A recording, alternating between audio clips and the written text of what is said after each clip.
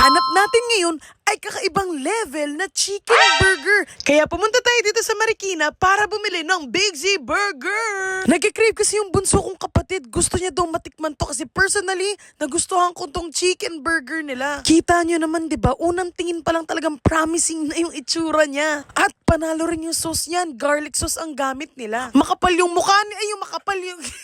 Chicken fillet nila, crispy, juicy, at ang sarap tignan, di ba? Double cheese chicken burger nga pala tong binili ko for 188 pesos. Sige po. Hoy, boy, dyan ka na. Para sa'yo. Thank you, boy. Yan. Mainit pa yan, kainin mo mamaya. Okay. Sige ako niyan, ano yun? Ano yung double, ano yan? Double dead. Big Z Burger. Double cheese. Na Big C burger.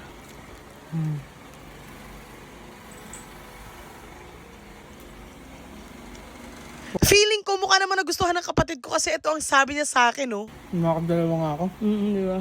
Sakto lang yun, para sa'yo. Thank you.